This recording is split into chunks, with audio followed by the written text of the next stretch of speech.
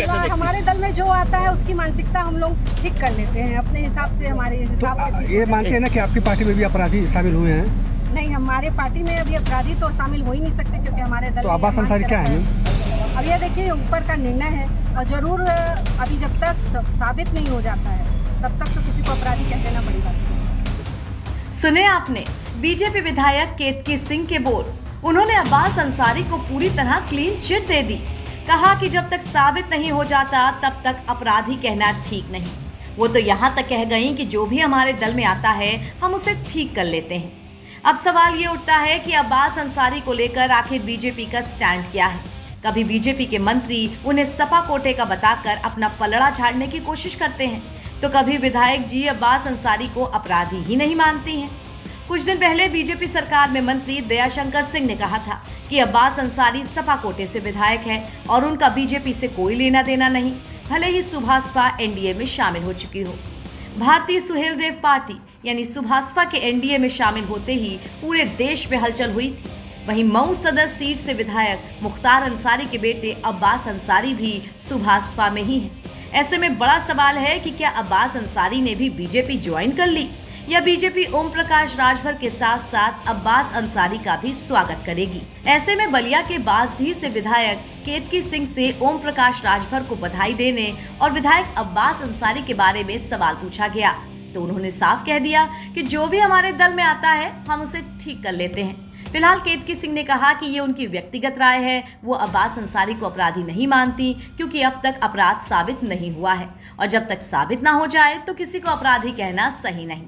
तो ओम प्रकाश राजभर जी को बधाई देना चाहूँगी कि उन्होंने यह सही निर्णय लिया।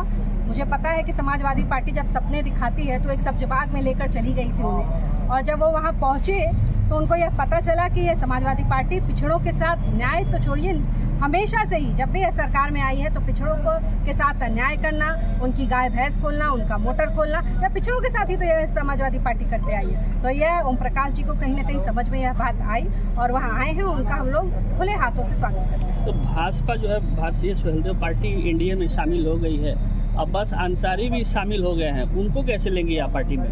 उनको कैसे देखते हैं? हमारे दल में जो आता है उसकी मानसिकता हम लोग ठीक कर लेते हैं अपने हिसाब से, हमारे हिसाब से ठीक। ये मानते हैं ना कि आपकी पार्टी में भी अपराधी शामिल हुए हैं? नहीं, हमारे पार्टी में अभी अपराधी तो शामिल हो ही नहीं सकते क्योंकि हमारे दल तो अब्बास अंसारी क्या है?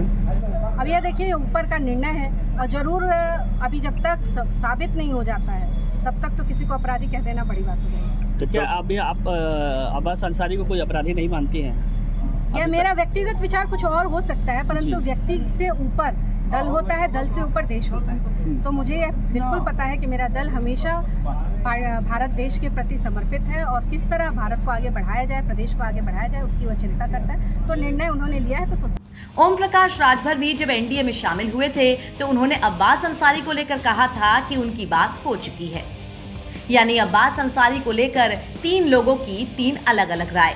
राजभर कहते हैं वो हमारे विधायक हैं, मंत्री दयाशंकर सिंह कहते हैं वो सपा कोटे के विधायक हैं, तो वहीं उनकी विधायक केतकी सिंह ने तो उन्हें अपराधी तक कहना ठीक नहीं समझा।